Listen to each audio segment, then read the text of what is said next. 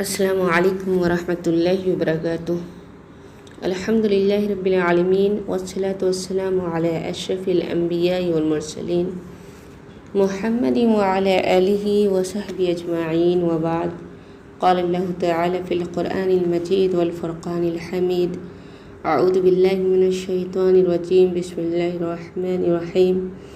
رب اشرح لی صدری ویسر لی امری واحلل عقدۃ من لسانی یفقہ قولی۔ ہم نے گزشتہ درس میں ماہ محرم کی فضیلت سنی سمجھی۔ آج ہم عاشورہ کی فضیلت سمجھیں گے، عاشورہ کی روزے کی۔ صحیح مسلم حدیث نمبر 1130 میں عبداللہ بن عباس رضی اللہ تعالی عنہما فرماتے ہیں، ان کا قول ہے کہ نبی کریم صلی اللہ علیہ وسلم مدینہ تشریف لائے تو یہود کو عاشورہ 10 محرم کا روزہ رکھتے ہوئے پایا۔ آپ صلی اللہ علیہ وسلم نے ان سے کہا، یہ کون سا دن ہے جس کا تم روزہ رکھتے ہو؟ انہوں نے کہا، یہ بڑا عظیم دن ہے۔ اللہ تعالیٰ نے اس دن موسیٰ علیہ السلام اور ان کی قوم کو نجات دی۔ فرعون اور اس کی قوم کو غرق کیا تو موسیٰ علیہ السلام نے شکرانے کے طور پر روزہ رکھا، اس لیے ہم بھی اس دن روزہ رکھتے ہیں۔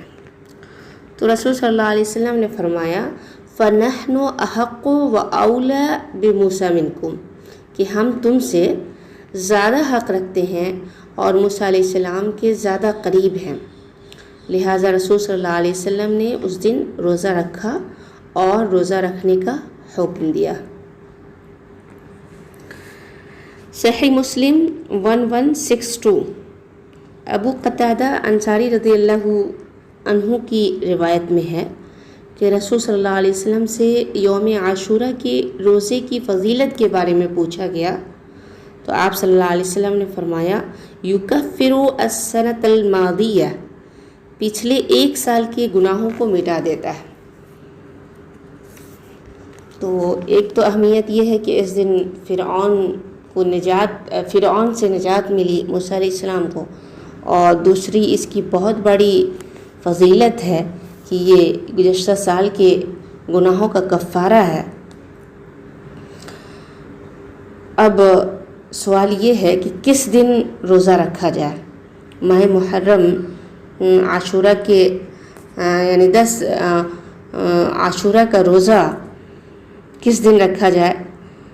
صحیح مسلم حدیث نمبر 1134 عبداللہ بن عباس رضی اللہ تعالی عنہما سے مروی ہے، وہ فرماتے ہیں کہ جب نبی کریم صلی اللہ علیہ وسلم اور صحابہ کرام نے روزہ رکھنا شروع کر دیا تو بعض صحابہ نے نبی صلی اللہ علیہ وسلم سے کہا، اے اللہ کے رسول صلی اللہ علیہ وسلم، اس دن کی یہود اور نصارہ بڑی تعظیم کرتے ہیں۔ تو آپ صلی اللہ علیہ وسلم نے فرمایا، اگر اللہ نے چاہا اور آئندہ سال آیا تو ہم 9 تاریخ کا روزہ رکھیں گے۔ عبداللہ بن عباس رضی اللہ تعالیٰ عنہما فرماتے ہیں، تو اگلا سال یعنی محرم نہیں آیا، یہاں تک کہ رسول صلی اللہ علیہ وسلم فوت ہو گئے۔ تو رسول صلی اللہ علیہ وسلم کے زندہ نہ رہنے کی وجہ سے اختلاف ہو گیا، چونکہ آپ نے کہا کہ آئندہ سال آئے گا تو 9 کا روزہ رکھیں گے، اور آپ آئندہ سال زندہ نہیں رہیں، تو اختلاف ہو گیا کہ صرف 9 کو روزہ رکھنا ہے یا صرف 10 کو رکھنا ہے، یا 9 10 دونوں کو رکھنا ہے، یا 11 اور 10 کو رکھنا ہے، 10 اور 11 کو۔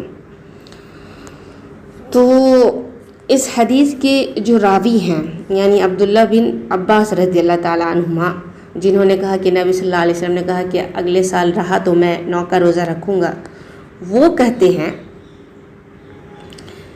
کہ صوموا التاسع والعاشر وخالفوا الیہود، 9 اور 10 دونوں کا روزہ رکھو اور یہود کی مخالفت کرو۔ یعنی انہوں نے نبی صلی اللہ علیہ وسلم کی حدیث کی وضاحت کی کہ 9 اور 10 کا روزہ رکھو، اور شیخ احمد عبد الرحمن البنائی رحمہ اللہ نے اس موقوف روایت کی سند کو صحیح قرار دیا ہے۔ یہ جو عبداللہ بن عباس رضی اللہ تعالیٰ عنہما کی روایت ہے، اس کو انہوں نے صحیح قرار دیا ہے۔ حافظ ابن حجر رحمہ اللہ فرماتے ہیں، حافظ ابن حجر رحمہ اللہ کا یہ کہنا ہے کہ صحیح مسلم میں مروی نبی صلی اللہ علیہ وسلم کی اس حدیث کہ اگر آئندہ سال میں زندہ رہا تو 9 کا ضرور روزہ رکھوں گا، تو اس کا اہل علم کے نزدیک اس کے 2 مفہوم ہیں۔ ایک تو یہ کہ آپ صلی اللہ علیہ وسلم 10 کے ساتھ 9 کا روزہ بھی مقرر فرمانا چاہتے تھے۔ اب اگر آپ صلی اللہ علیہ وسلم اس کے بعد اگلے سال محرم تک زندہ رہتے تو آپ صلی اللہ علیہ وسلم کے عمل سے مذکورہ دونوں صورتوں میں سے ایک صورت ضرور متعین ہو جاتی کہ صرف 9 کو رکھنا ہے، صرف 10 کو رکھنا ہے، یا 9 10 دونوں کو رکھنا ہے۔ مگر آپ صلی اللہ علیہ وسلم کسی صورت کو متعین کرنے سے پہلے وفات پا گئے، اس لیے احتیاط کا تقاضا یہی ہے کہ 9 اور 10 دونوں کا روزہ رکھا جائے۔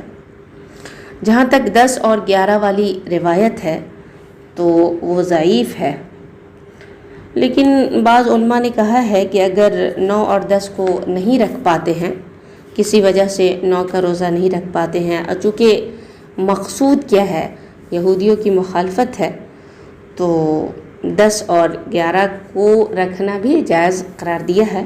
یہ الگ بات ہے کہ 9 اور 10 کو رکھنا ہی افضل ہے، اور نبی صلی اللہ علیہ وسلم کی حدیث کی بنا پر اور عبداللہ بن عباس رضی اللہ تعالی عنہما کی اس حدیث کی وضاحت کی بنا پر کہ 9 اور 10 کا روزہ رکھو۔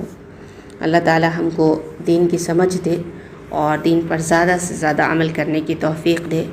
سبحانک اللہم و بحمدک اشہد ان لا الہ الا انت استغفرک و اتوب الیک۔ السلام علیکم ورحمۃ اللہ وبرکاتہ۔